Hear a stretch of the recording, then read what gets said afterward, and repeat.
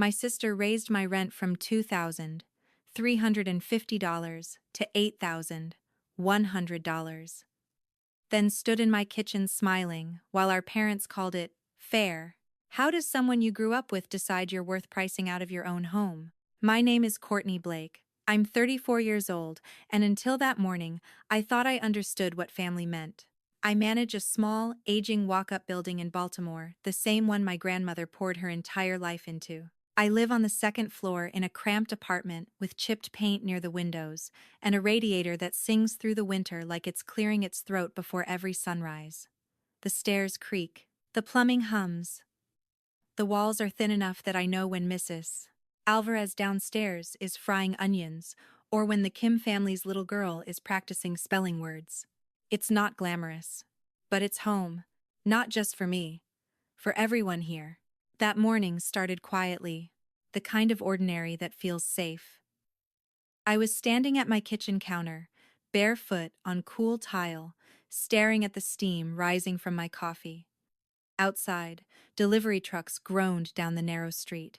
The building's old pipes knocked gently in the walls like they were stretching awake. Then the front door opened. Whitney didn't knock. She never does anymore. She walked in like the apartment was a lobby she owned. Navy blazer, hair pulled back tight, phone in one hand, and in the other a folded piece of paper. She didn't say hello. She didn't ask how I was. She simply laid the paper flat on my kitchen table, smoothing it out with her palm as if presentation mattered. "Effective next month," she said. That was it. I looked down, "Batsen by Mayuan." At first, my brain didn't process it as rent. It looked like a typo, or a phone number, or a cruel joke someone forgot to finish. My rent had been $2,350. It wasn't cheap, but it reflected what this building was: old, steady, community-rooted. I'd always paid on time. I managed maintenance. I handled tenant concerns. I kept things running. Ba-tian ibai meiyuan. 4 times more. For the same apartment. Same creaky floors. Same radiator that hissed like it resented winter. I felt something tighten in my throat. Whitney leaned against the counter, watching me. There was no apology in her face. No discomfort. Just a slight upward curve of her lips, as if she were observing a reaction she'd rehearsed. "The market can handle it," she said lightly. "You've been underpaying for years." Underpaying. I had lived here since I was 26. Long before Whitney took an interest in property values. Long before our parents started using words like portfolio and asset appreciation at dinner. "This isn't sustainable," I said quietly. She tilted her head. "Exactly. That smile again." She left as casually as she came, heels clicking down the hallway. The stairwell groaned beneath her steps, but she didn't look back. An hour later, my phone rang. "Mom." I already knew what the call would be about. Her voice came polished, measured. The way she sounds when she's explaining something she believes is objectively correct. "Courtney, sweetheart, we understand this feels sudden," she began. "But Whitney's right. The property's value has increased dramatically. You've benefited from below-market rent for years. It was a favor." A favor. My father joined the call midway, his tone steady and distant. "It's time to treat the building like what it is, an investment." They used phrases like opportunity, growth, long-term sustainability. They used the word fair 3 times. What they didn't say was that no one in this building could afford that number. Not Mrs. Alvarez, who has lived here since before I was born. Not Mr. Novak, with his walker and quiet dignity. Not the Kim family, whose daughter just started kindergarten 3 blocks away and waves at me every morning from the hallway. They framed it like evolution. But evolution isn't supposed to erase people. When I tried to explain that raising rents that aggressively would destabilize everyone, my mother's tone sharpened slightly. "You're being emotional, Courtney. Whitney is thinking strategically." Strategic, as if compassion were a liability. By the time I hung up, the coffee in my mug had gone cold. I stood in the middle of my kitchen, staring at that number again. "Ba-tian ibai meiyuan." The radiator hissed behind me, loud and insistent, as if reacting. And beneath the shock, beneath the anger, there was something else. A memory. 4 years ago, My grandmother had me sign some paperwork. Routine management forms, she said. Administrative restructuring. I'd sat at this same table while she adjusted her glasses and pointed where I should initial. I hadn't questioned her. She trusted me with maintenance decisions, with tenant communications, with repairs. It had felt natural. At the time, Whitney was busy chasing development deals. My parents were focused on expanding the family trust. I was the one who stayed close to the building, close to Grandma. I remember the ink from those papers smudging slightly against my fingers. I remember her watching me sign with a look that lingered a second longer than usual. And now, standing in that kitchen, holding a rent notice that felt more like a threat than a number, I realized something unsettling. Whitney believed she had all the power. She believed I was cornered. But there were documents she didn't know about. There were conversations she wasn't part of. And there was a version of this building's story she had never bothered to learn because she'd never truly cared about the people inside it. That morning wasn't just about rent. It was about control. It was about whether this building would become a spreadsheet or remain a home. I folded the notice carefully and set it back on the table. Outside my door, the hallway buzzed faintly. Footsteps, low voices. Someone had already heard. In buildings like ours, news doesn't travel through email. It travels through walls. And as I stepped toward the door, I realized this wasn't just happening to me. It was happening to all of us. But what Whitney didn't know, what my parents didn't realize, was that the story they thought they were writing for this building wasn't finished. Not even close. And if you're wondering how I went from being the sister quietly priced out of her own home to the one holding the final say, stay with me. Because that folded piece of paper wasn't the end of my stability. It was the beginning of theirs unraveling. By late afternoon, the building didn't sound the way it usually did. It wasn't louder. It wasn't chaotic.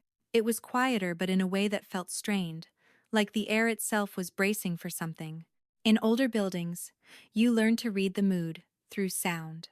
The hum of the boiler, the rhythm of footsteps on the stairs, the way doors close carelessly, gently, or with hesitation. That day, doors clicked shut softly, almost apologetically. Conversations lowered into murmurs. Even the radiator in my kitchen seemed to hiss with a kind of restless tension. Word had spread. It always does. I stepped into the hallway, holding a stack of maintenance forms I didn't actually need, pretending I had a reason to be out there. Mrs. Alvarez was standing near the stairwell, clutching her notice with both hands. Her knuckles were pale against the paper. She had lived here for nearly 30 years, long before I was managing anything, long before Whitney ever cared about property values. "Courtney," she said carefully, her voice thin but steady. "Is this real?" There's a particular kind of helplessness that comes when someone looks at you for reassurance and you don't yet know how to give it. "I'm looking into it," I told her. And I meant it. Across the hall, Mr. Novak leaned heavily against his walker, staring down at his own letter as if the numbers might rearrange themselves if he focused hard enough. He was murmuring something under his breath, calculations. I think, pension minus medication minus groceries. I had fixed his sink twice this year. I knew how carefully he stretched every dollar. Further down, the Kim family's door was half open. I caught a glimpse of cardboard boxes being pulled from a closet. Their daughter's voice drifted out into the hall. "Are we moving?" The question wasn't loud. It didn't need to be. There was no shouting in the hallway, no anger directed at me. And somehow that made it heavier. No one accused, no one demanded. They were just trying to understand how much time they had left. That's when it hit me. I wasn't just dealing with my sister's ambition. I was carrying the weight of everyone's uncertainty. People avoided holding my gaze too long, not because they blamed me, but because hope felt fragile. If they let themselves believe I could fix this and I couldn't, the fall would be worse. I returned to my apartment with that quiet pressing against my spine. For a moment, I let myself sit on the edge of my bed and breathe.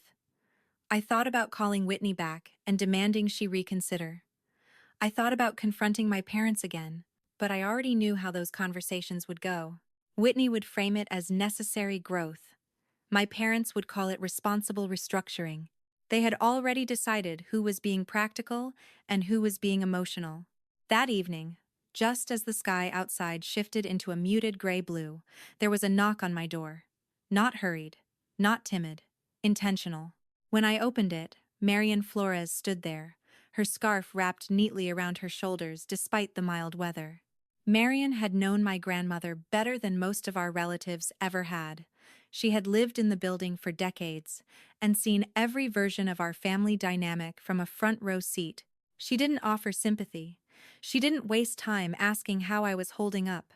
She stepped inside quietly, folding her scarf over the back of the chair by my table, and studied my face in a way that felt both invasive and comforting. "You look like your grandmother did the day she stopped arguing," Marian said. I blinked. Stopped arguing about what? About control. That word again. Marian lowered herself into the chair with slow deliberation. "Your sister always wanted more," she continued calmly. "More status, more recognition, more proof that she was the capable one." It wasn't bitterness in Marian's tone. It was observation. "She wears ambition like armor," she added. "But sometimes armor turns into something colder." I didn't respond. I didn't need to. The image felt too accurate. Marian leaned forward slightly. "Your grandmother saw that shift, years ago." That caught my attention. "She never said anything directly," Marian continued. "But she paid attention, and she didn't trust important things to obvious places." My chest tightened. "What do you mean?" I asked. "She believed that the people who truly cared would notice what others overlooked." The room felt smaller suddenly, as if the walls were listening. Marian's gaze moved briefly toward the floor, toward the direction of the basement beneath us. She didn't keep everything in banks or with formal paperwork alone.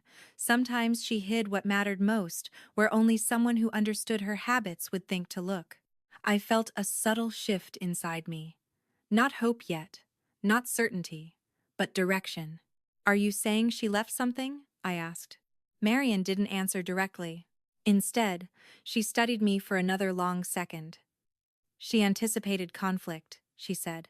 "Not this exact version. But she knew the building might one day be treated like a commodity instead of a home." That word home landed heavily. "She prepared for that," Marian finished. "Prepared." For years, I had assumed my grandmother simply trusted the family trust structure to protect the building. Whitney certainly believed that's where the authority sat. My parents repeated it often enough.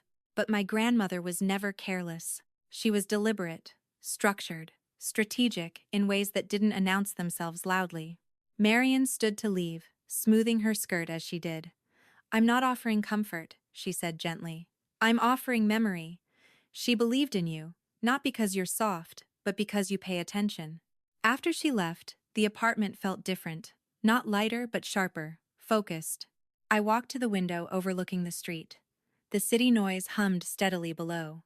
A bus hissed to a stop. A dog barked somewhere down the block. Life continued. But inside the building, something was shifting. The fear in the hallway hadn't turned into chaos. It had turned into watchfulness.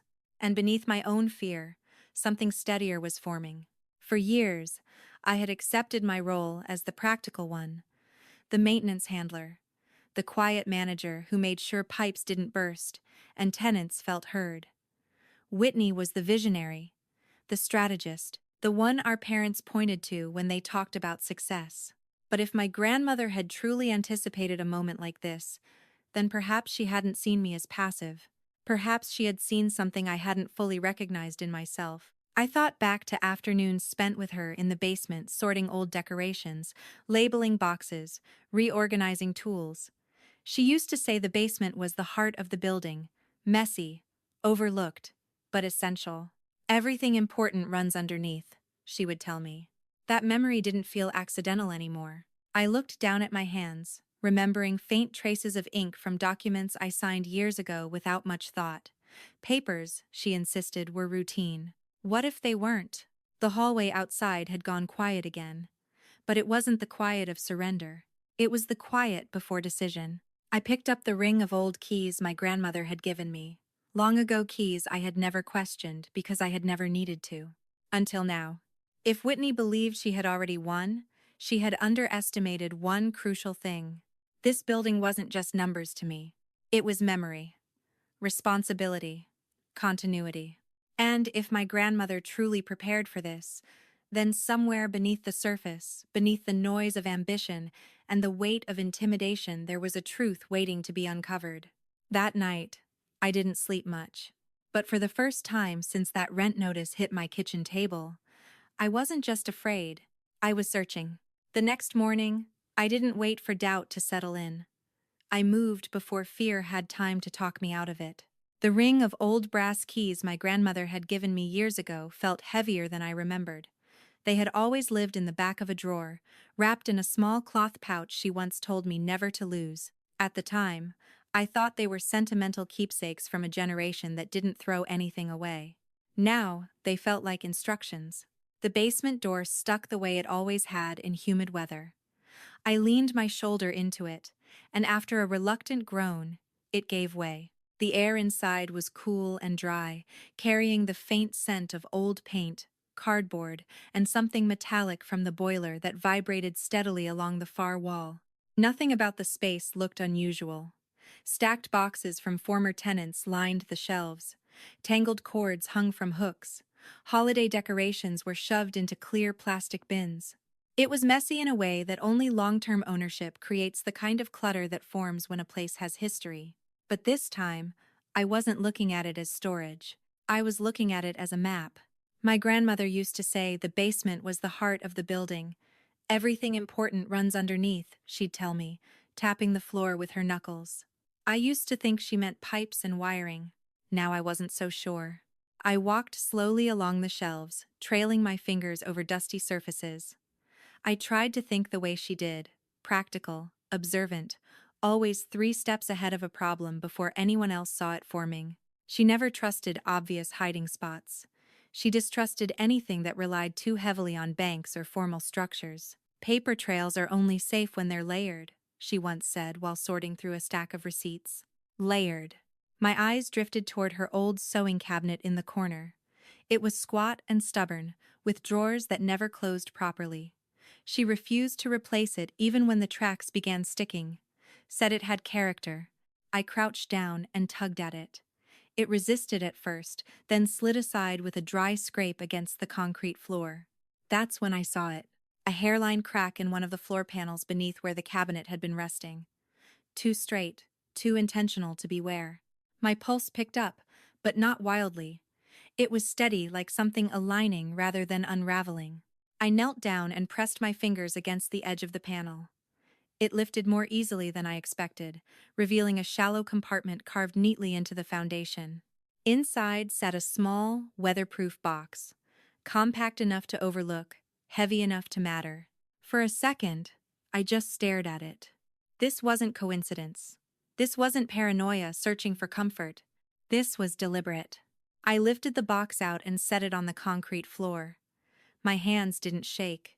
They felt grounded, like I was completing a step I'd been walking toward for years without knowing it. The lid opened with a soft click. Inside were folders secured with thick elastic bands, a stack of sealed envelopes, and a small metal tin that rattled when I moved it. I opened the tin first. Inside were 2 keys, sleek and modern, not brass like the others. Attached was a folded note, written in my grandmother's unmistakable cursive. For when the time comes. No explanation, no drama, just certainty. I swallowed and reached for the first folder. The top page bore a header in bold, formal type, Blake Heritage LLC. My eyes scanned downward, absorbing the language slowly, carefully. Operating agreement. Date filed. 4 years ago. Sole managing member. Courtney Blake. I read it again. And again. There was no ambiguity. My name appeared cleanly in the ownership line. Beneath it, a signature. Mine. And beside it, my grandmother's. The memory surfaced instantly an afternoon at my kitchen table, paperwork spread out between us. She had told me it was routine restructuring, administrative updates to protect the building from tax complications. I'd trusted her completely. Signed where she pointed. I never realized what I was signing into. The building hadn't remained under the family trust structure the way Whitney believed. It had been repositioned quietly, legally into an independent entity, controlled by me. The air in the basement felt thinner suddenly, not suffocating but charged. I set that folder aside and opened another. This one contained printed emails arranged chronologically. The names in the headers tightened my chest immediately. Whitney Blake, Colin Reeves, Reeves Urban Capital. I recognized the firm. A redevelopment company known for acquiring older residential properties and converting them into high-yield units. The emails were professional, polished, strategic. They discussed projected vacancy timelines, optimal rent increase thresholds to encourage voluntary turnover, cost-benefit breakdowns of renovation versus demolition. One phrase appeared more than once. Accelerate displacement. Not tenants, not families. Displacement. Further down the thread, the urgency intensified. References to upcoming valuation windows. Pressure strategies framed as market adjustments. Suggestions for conducting inspections that might justify lease non-renewals. The language was careful, legally cautious, but unmistakable. My grandmother hadn't been paranoid. She had been observant. I opened the next folder and found financial ledgers meticulously documented. Maintenance withdrawals flagged with subtle annotations. Transfers routed through intermediary accounts before landing in entities tied back to Whitney. The amounts weren't small. They were patterned, recurring, intentional. And finally, beneath everything else, there was a single envelope addressed to me. I recognized the handwriting immediately. I sat back against the cool concrete floor before opening it, bracing myself for something emotional. But the letter inside wasn't sentimental. It was steady. She wrote about watching ambition shift from healthy drive into something sharper, about the difference between building wealth and extracting value. She admitted she had feared what might happen if control fell entirely into hands that prioritized expansion over people. "You see individuals," she wrote, "not units."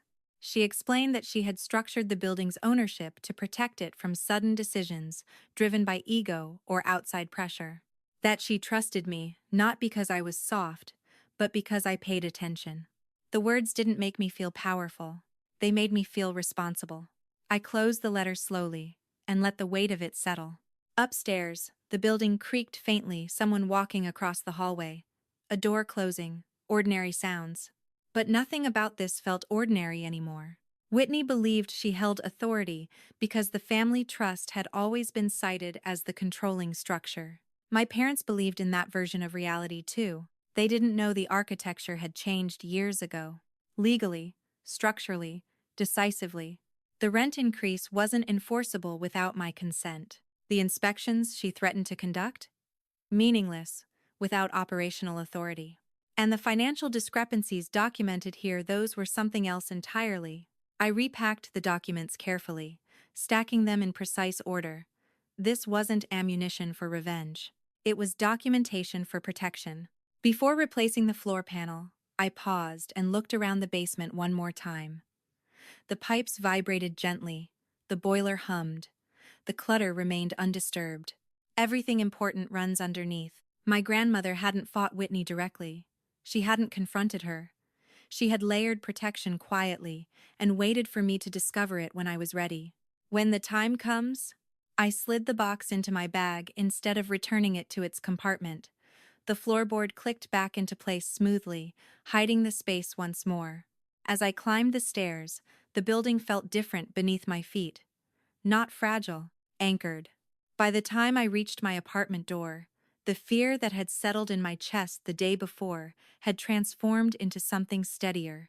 Whitney thought she had cornered me with a number on a piece of paper. She didn't realize that 4 years ago, without fanfare, without announcement, my grandmother had already rewritten the ending, and I was just beginning to understand my role in it. By the time afternoon settled over the city, I knew there was only one person who could tell me whether what I had found was as solid as it felt in my hands. My grandmother had trusted very few people with anything structural, anything that required precision. Daniel Price had always been one of them. His office sat between a bakery and a travel agency in a narrow brick building downtown. It wasn't flashy, no towering glass panels or polished marble floors. Just a modest brass plaque beside the door. Law Office of Daniel Price. The simplicity of it steadied me before I even stepped inside. The reception area smelled faintly of polished wood and citrus cleaner. The lighting was soft, deliberate, like the place was designed to calm people before difficult conversations. A receptionist greeted me with a quiet nod and asked me to take a seat. I clutched the bag with the documents against my lap, suddenly aware of how much weight paper can carry when it holds the truth. Within minutes, I was ushered into a narrow office lined with framed certificates and community grant recognitions. Daniel rose when I entered. He looked older than I remembered, silver hair combed neatly back, glasses perched low on his nose, but there was nothing fragile about him. His posture was straight, his expression attentive. "Courtney," he said gently, as if he'd been expecting this moment long before I had. I didn't waste time with pleasantries. I set the folders on his desk and slid them toward him. He didn't look surprised when he saw the Blake Heritage LLC agreement on top. That alone told me something. He read quickly but carefully, his finger occasionally pausing to trace a line of text. The room was quiet except for the soft shuffle of paper. When he reached the operating agreement, naming me sole managing member, he nodded once to himself. "She found it," he murmured, almost to the room rather than to me. "You knew?" I asked.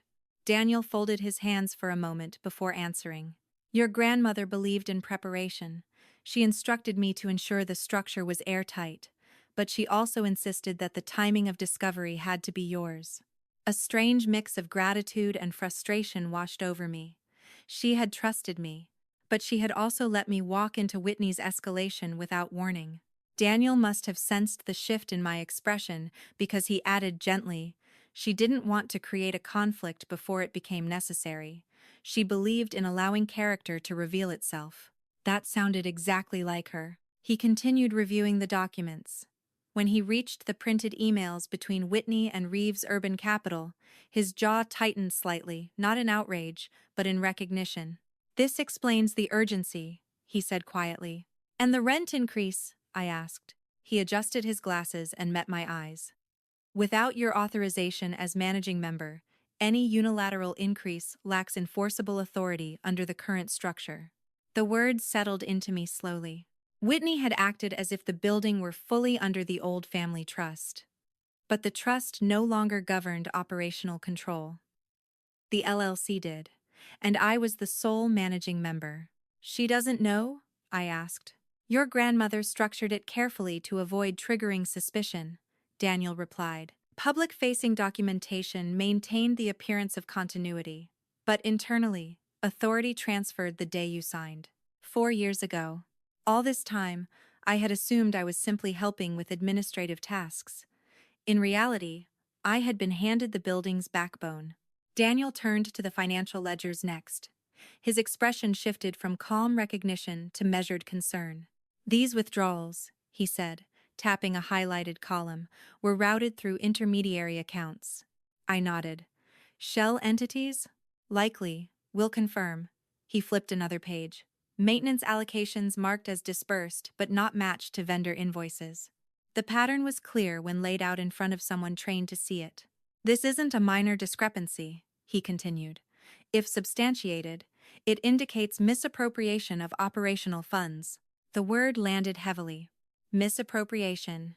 Whitney hadn't just attempted aggressive redevelopment tactics. She had potentially siphoned funds tied to building operations. Daniel leaned back slightly in his chair, studying me now instead of the documents. "Courtney, you need to understand something clearly. You have full legal authority over this property. Operations, financial decisions, lease structures, everything flows through you under the LLC." The steadiness in his tone grounded me more than the documents had. "For years," he added, "your grandmother documented patterns. She anticipated that if certain decisions escalated, evidence would matter more than confrontation. That explained the careful curation of emails and ledgers in the box. She hadn't been hoarding information out of suspicion. She had been building a framework." "What happens next?" I asked. Daniel didn't rush his answer. "That depends on what you want." He outlined the options calmly. I could formally notify Whitney and the family that operational authority resided with the LLC. I could freeze certain accounts pending review. I could initiate an independent audit to verify financial discrepancies. If evidence supported misconduct, it could be referred appropriately. There was no dramatic language, no talk of revenge, just process. Your position is strong, he said carefully, but strength comes from documentation and composure. Do not react emotionally, act procedurally. I thought about the hallway the day before, about Mrs. Alvarez's trembling hands, about Mr. Novak whispering numbers under his breath, about the Kim family's daughter asking if they were moving. This wasn't about winning against Whitney. It was about stabilizing something that should never have been destabilized. Daniel reached into a filing cabinet behind him and withdrew a binder with my name printed neatly on the spine. She asked me to prepare this, he said. Inside was a timeline stages of responsibility she anticipated I might need to assume. Steps for stabilizing tenant relations, notes on maintaining transparent financial reporting, even guidance on how to handle family disputes without escalating publicly. It wasn't a script, it was scaffolding. She believed you would need structure, not instruction, Daniel explained. I ran my fingers along the edge of the binder. The familiarity of her foresight pressed against my chest. She also insisted, Daniel added quietly, that exposure would carry more weight if it emerged from evidence rather than accusation. That was why she never confronted Whitney outright. She had trusted that if ambition crossed into harm, the structure she built would hold. I exhaled slowly. For the first time since that notice hit my kitchen table, I didn't feel cornered. I felt anchored. Daniel closed the folders neatly and handed them back to me. Safeguard these. Document every interaction moving forward. If there are further attempts to intimidate tenants, record them. His tone remained steady, practical. This building is not just an asset, he said finally. It is a responsibility, and legally, it is yours. The finality of that sentence settled into me with quiet force. When I stepped back out onto the sidewalk, the late afternoon light felt sharper against my skin. Cars passed. A train rumbled faintly in the distance. The world moved as if nothing monumental had shifted. But everything had. Whitney believed she was orchestrating a takeover. My parents believed she was steering the future responsibly. They didn't realize the framework had already been redefined years ago. As I walked toward my car, the binder tucked securely under my arm, I understood something my grandmother must have known all along. Power doesn't always announce itself. Sometimes it waits, layered, documented, ready. And now, for the first time, I wasn't reacting to Whitney's moves. I was preparing my own. By the end of that week, the tension inside the building felt almost visible, like a thin layer of static clinging to every surface. People moved more carefully. Conversations stopped when footsteps approached. Even the old staircase seemed to creak differently, sharper somehow, as if it too sensed that something was coming. Whitney didn't wait long to make her next move. It was early, barely past 9 in the morning, when I heard unfamiliar footsteps in the stairwell. Not the soft shuffle of residents.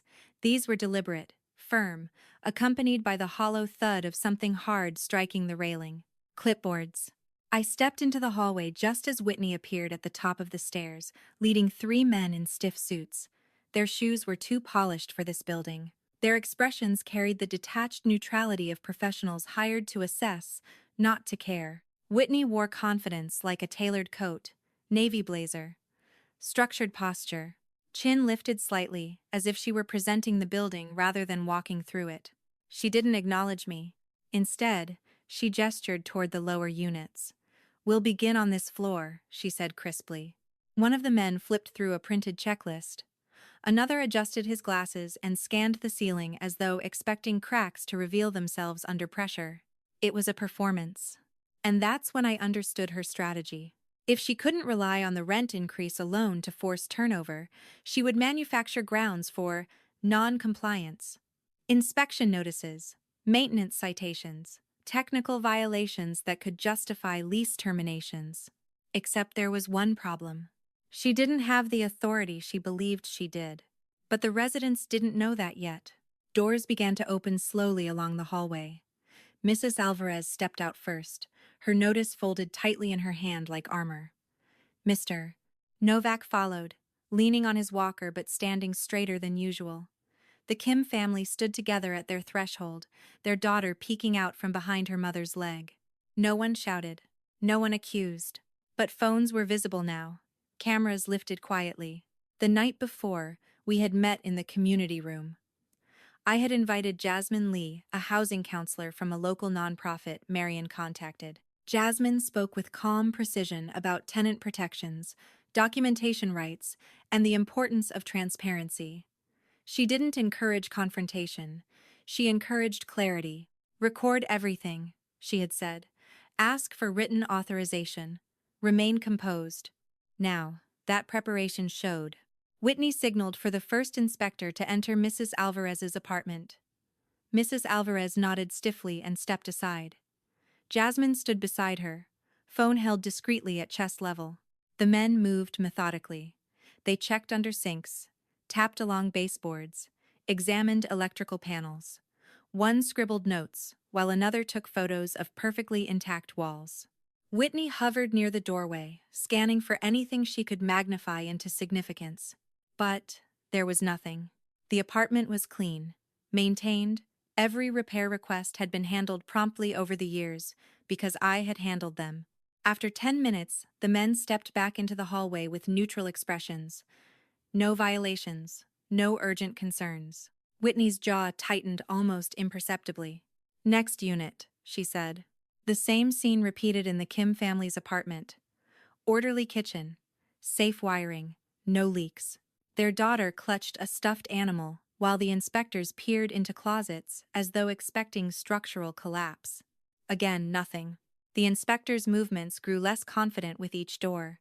Their checklist pages remained mostly blank.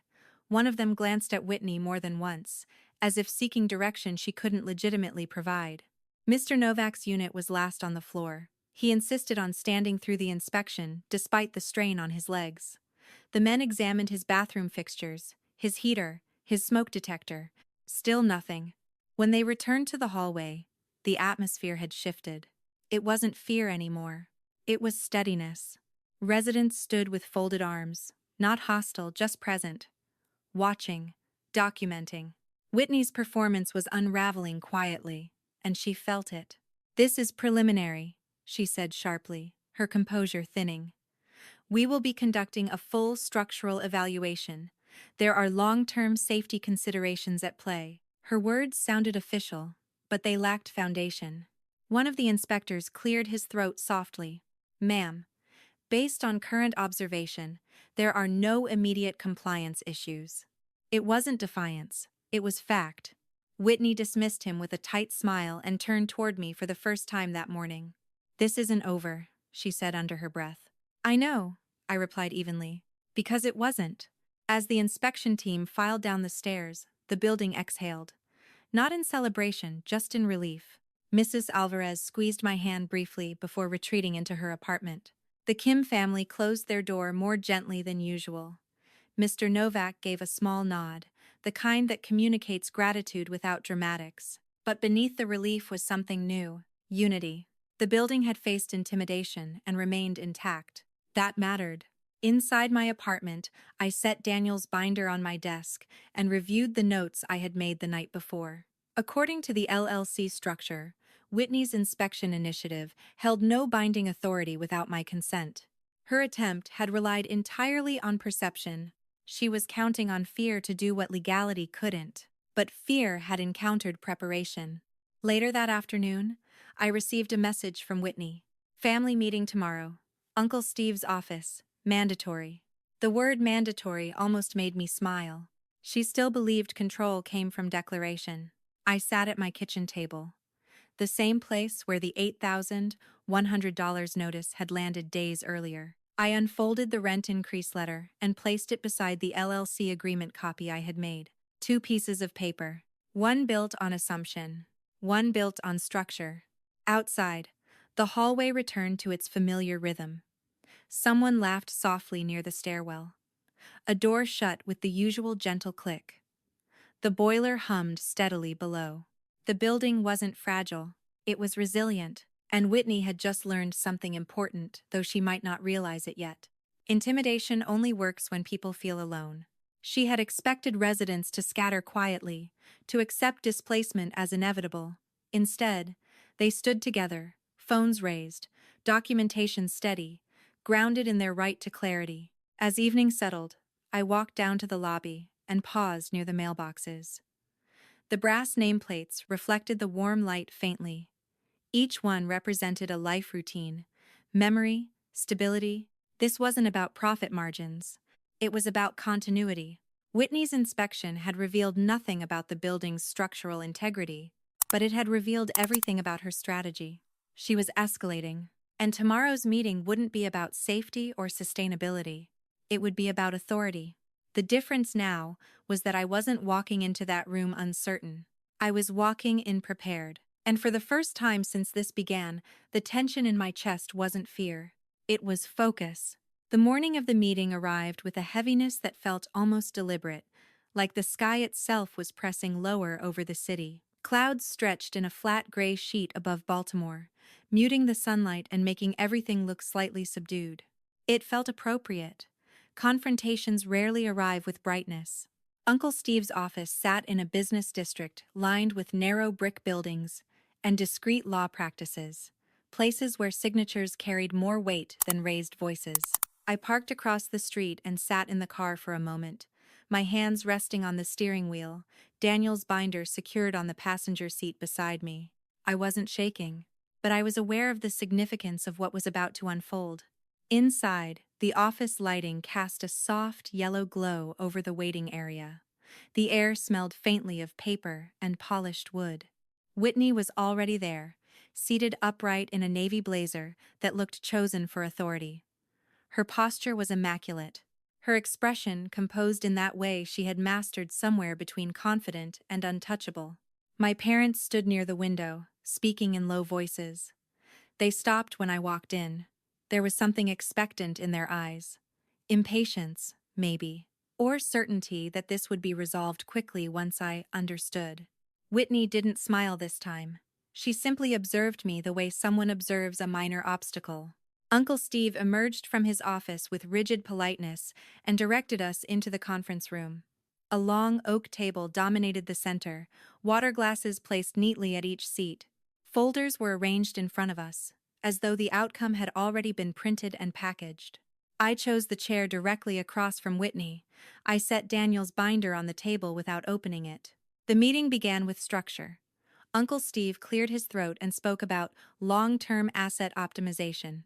He referenced redevelopment potential, capital growth, investor partnerships.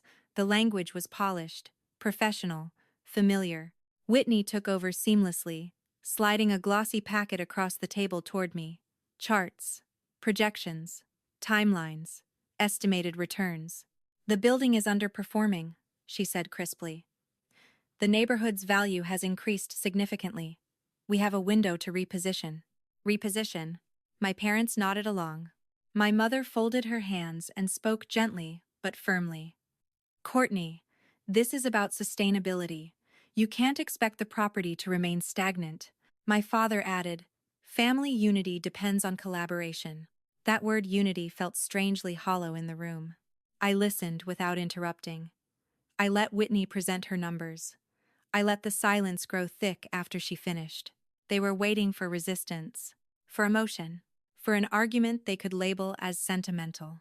Instead, I opened the binder. The sound of paper sliding across wood is quiet, but in a silent room it carries weight. I placed the Blake Heritage LLC operating agreement at the center of the table, angled so Whitney would see it first. Her eyes scanned the header quickly, then stopped. She read it again more slowly. Sole managing member, Courtney Blake. Her composure didn't collapse dramatically. It thinned, a subtle tightening at the corner of her mouth, a flicker behind her eyes. My parents leaned forward. Confusion replaced certainty. "This is the registered operating agreement," I said calmly. "Filed 4 years ago." Whitney looked up. "That's not possible. The building is governed by the family trust." "Operational authority transferred under the LLC structure?" I replied evenly. The trust retains financial interest, but management and decision-making authority reside here. I tapped the page lightly. Silence expanded. Uncle Steve adjusted his glasses and reached for the document. His brow furrowed as he scanned the filing details. Whitney recovered quickly. Even if that's accurate, major structural decisions require alignment with trust beneficiaries. Operational changes, including rent adjustments and inspection authorizations, require managing member approval, I said, which you do not have. My voice didn't rise. It didn't need to. Whitney's gaze sharpened. You signed that without understanding it. Yes, I said, but the law doesn't require understanding. It requires validity. That landed harder than I expected. My father shifted uncomfortably in his chair. My mother's expression faltered. I slid the next set of documents forward, financial ledgers highlighted with careful precision. These withdrawals, I said, keeping my tone steady, were marked as maintenance disbursements. Whitney didn't touch them. They were routed through intermediary accounts connected to entities under your control. Her eyes flicked toward the numbers despite herself. That's mischaracterization, she said quickly.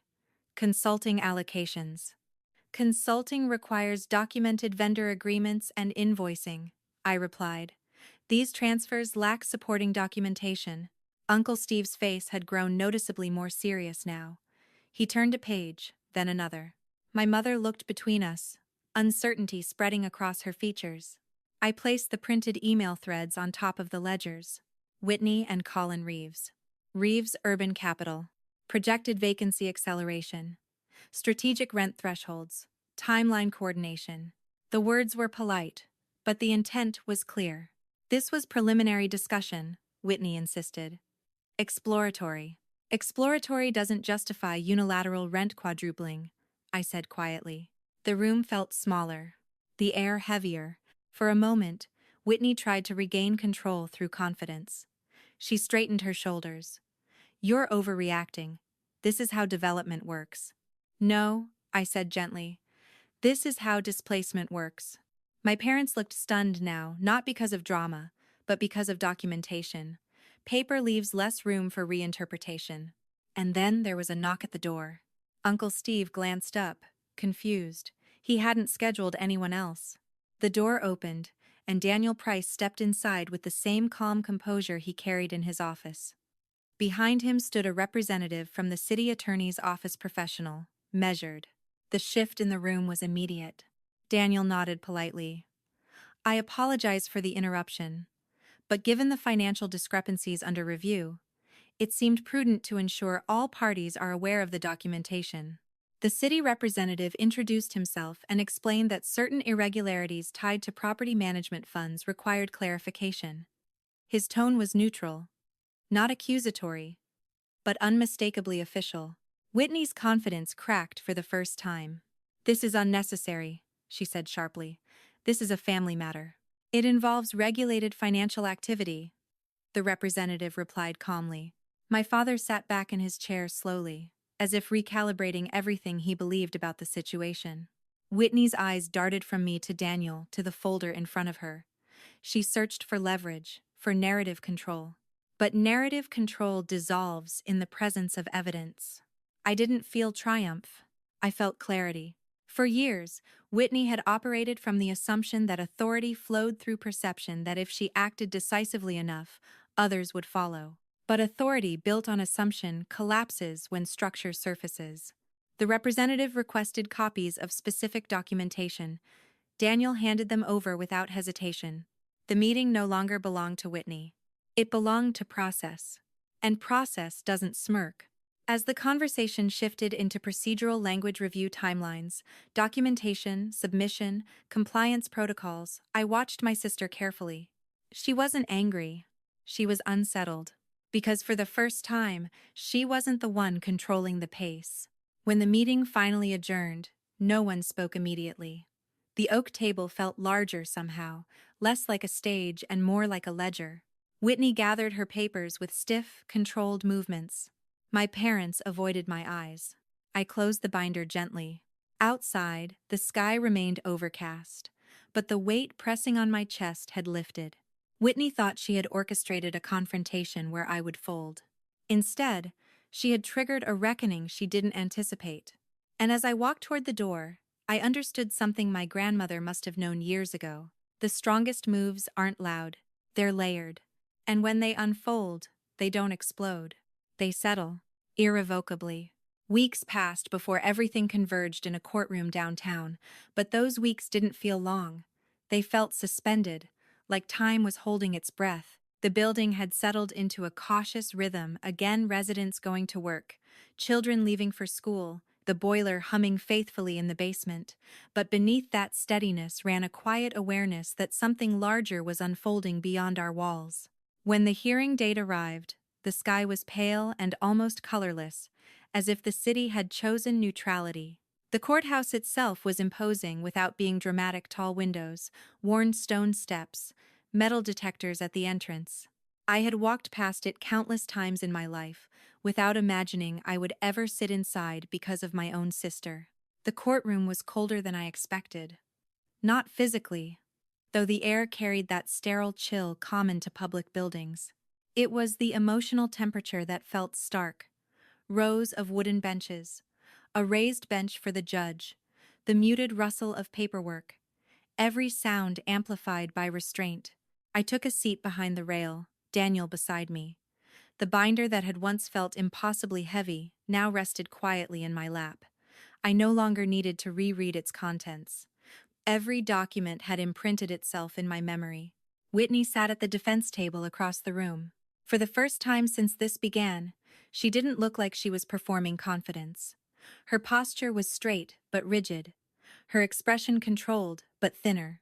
The polish she wore so naturally in conference rooms seemed muted here under fluorescent lights. The proceedings began without theatrics. The charges were read clearly and methodically: financial misconduct tied to property management operations, misrepresentation of maintenance allocations, coordination with external firms in ways that compromised tenant stability. The language was clinical. There were no dramatic flourishes, just facts. Hearing it laid out that way, stripped of family context, felt surreal. This was no longer about sibling rivalry or differing philosophies. It was about documentation. The prosecution presented the financial records first. Ledgers displayed on screens, highlighted transactions, timelines that aligned too neatly to dismiss as error. The routing of funds through intermediary accounts tied back to entities Whitney controlled. Each number told a story without raising its voice. Emails followed. Conversations between Whitney and representatives of the redevelopment firm. Language that seemed professional at first glance, but revealed intent upon closer reading: references to accelerating vacancy, pressure thresholds, and strategic repositioning. I watched the jurors' faces carefully. They weren't reacting emotionally. They were listening. Mrs. Alvarez was called to testify. She walked slowly to the stand, her posture dignified despite the tremor in her hands. She spoke softly about receiving the sudden rent increase notice, about the fear that spread through the hallway, about the uncertainty that settled into daily life. She didn't exaggerate. She didn't dramatize. She simply described what it felt like to believe your home might be taken from you without warning. The Kim family testified next. The father spoke about trying to explain to his daughter why they might have to move, about researching schools late at night, about calculating moving costs against savings. Mr. Novak followed, leaning heavily on his walker as he approached the stand. His voice carried a quiet steadiness that filled the room more effectively than volume ever could. He described receiving inspection notices and feeling as though he were being evaluated not as a tenant, but as a liability. Their testimonies weren't fueled by anger. They were shaped by exhaustion. When my name was called, I stood slowly. My legs felt steady, but my heartbeat was deliberate, measured in a way that reminded me of the radiator's rhythm in winter. I took the stand and placed my hand on the Bible, answering the oath without hesitation. The prosecutor's questions were straightforward. My role in managing the building, my discovery of the LLC structure, the documentation my grandmother had prepared, the authority defined in the operating agreement. I explained the layered ownership structure calmly, describing how operational control had transferred years earlier without public fanfare. I spoke about the maintenance practices we had followed consistently, about the absence of violations during inspections. Then came the harder part, speaking about my sister. I kept my tone even. I avoided character judgments. I focused on actions, on documentation, on sequence. This wasn't a misunderstanding, I said at one point. It was a series of decisions supported by records. Whitney stared straight ahead, her jaw tight. She didn't look at me. The defense attempted to frame the financial discrepancies as complex reallocations, strategic consulting arrangements, miscommunications within layered management. But complexity unravels under documentation. Daniel's preparation showed. The structure my grandmother built held firm under scrutiny. The LLC agreement was valid. The operational authority clear. The financial trails traceable. When closing arguments concluded, the room fell into a silence that felt heavier than any testimony. The judge's decision came measured and deliberate. The language mirrored the proceedings controlled. Precise. The court found sufficient evidence of financial misconduct tied to property management operations. The impact on tenants was acknowledged explicitly. The deliberate nature of the strategy was emphasized. Whitney was found guilty. There was no gasp in the courtroom. No dramatic outburst, just a quiet settling of consequence. Whitney's composure didn't shatter. It diminished. A slight sag in her shoulders, a flicker in her eyes that looked less like fear and more like realization.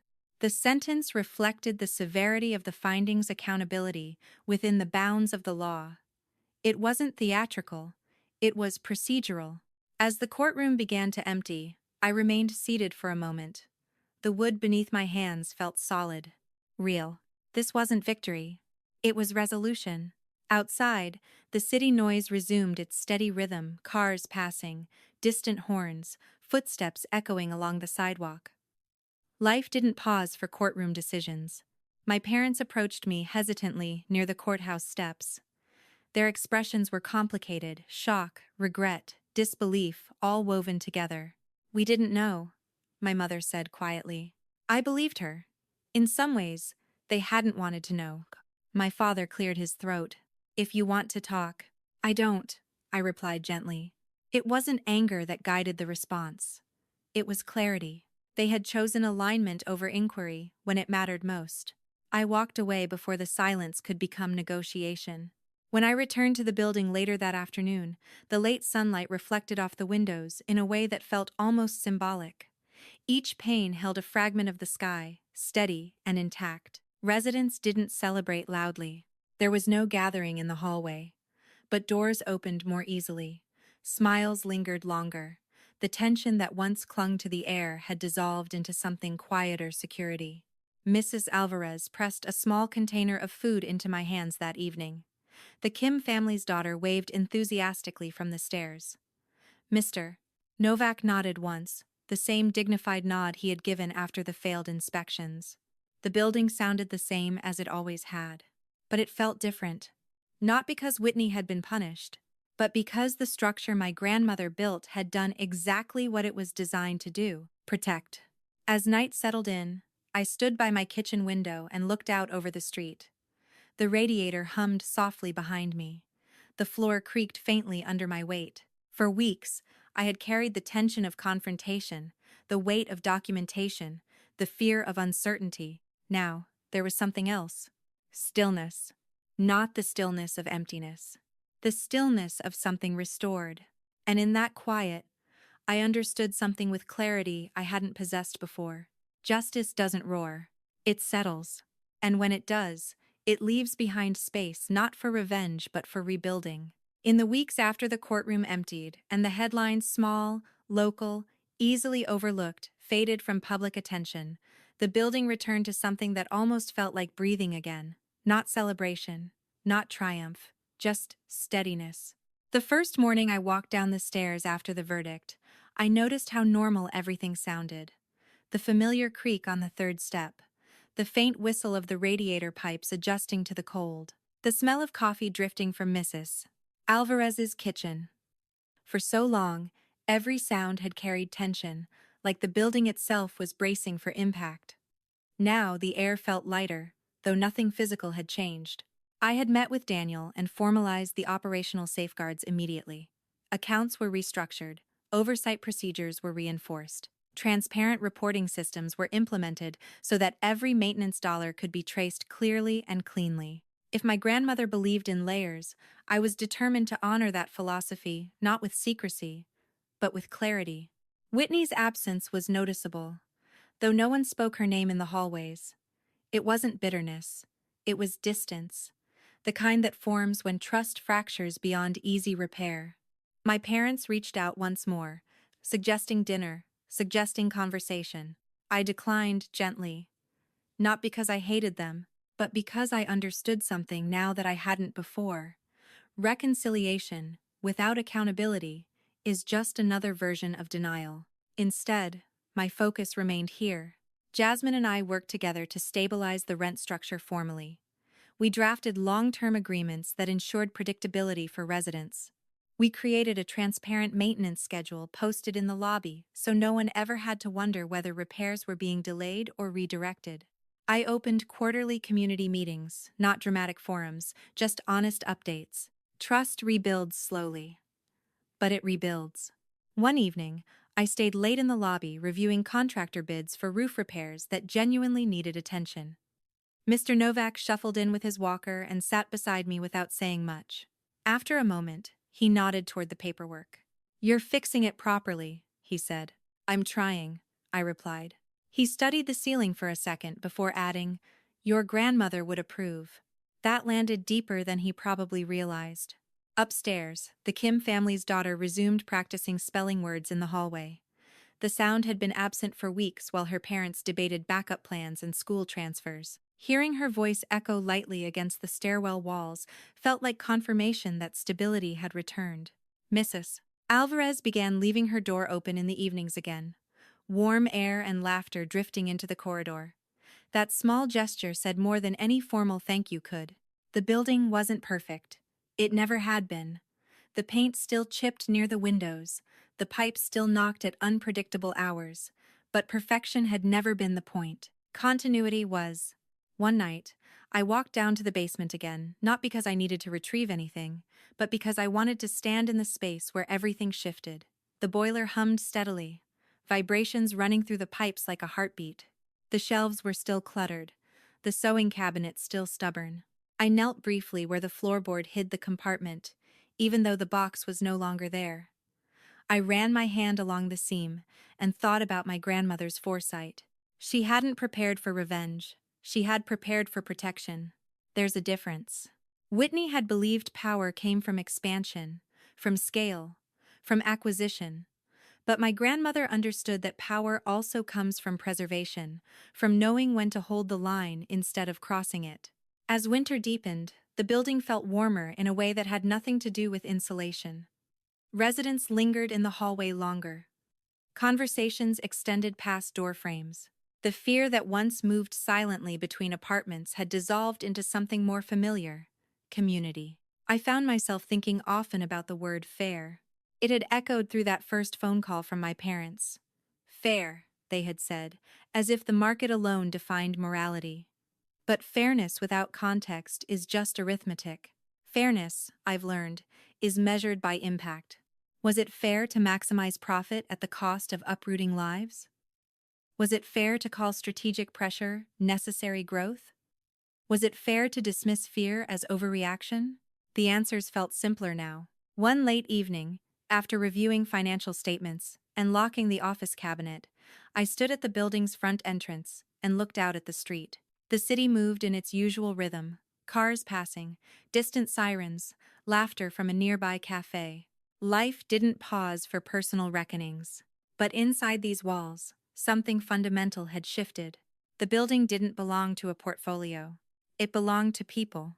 And I belonged to it not as an owner chasing margins, but as a steward guarding continuity. My parents' silence continued. Occasionally, a text message would appear. "We're thinking of you."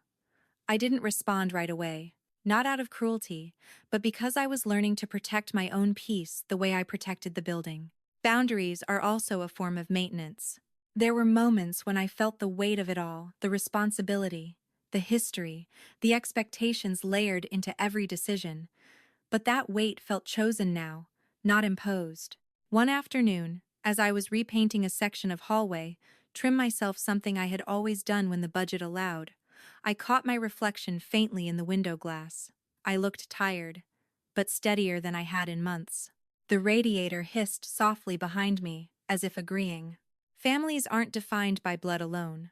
They're defined by the choices made when integrity is tested, by who stands still when pressure demands movement, by who protects instead of extracts. Whitney chose expansion.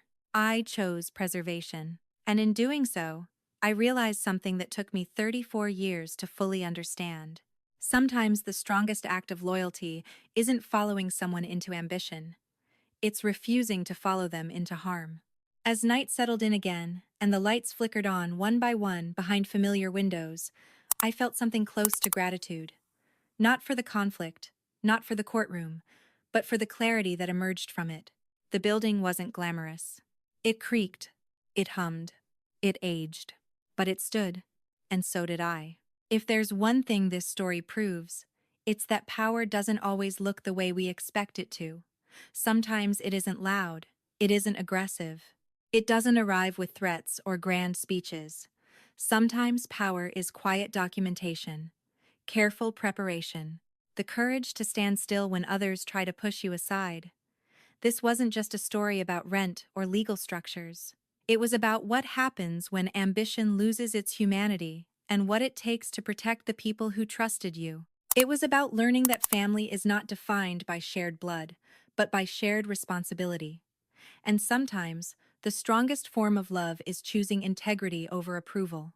If this story resonated with you, if you've ever felt underestimated, dismissed, or quietly cornered, know that strength often lives in patience and clarity. Thank you for staying until the end and walking through this journey with me. If you enjoy stories about resilience, justice, and the quiet battles people rarely see, make sure to subscribe to Hanjiwei Iyagi. There are many more stories waiting to be told, and you might just find a piece of your own in them.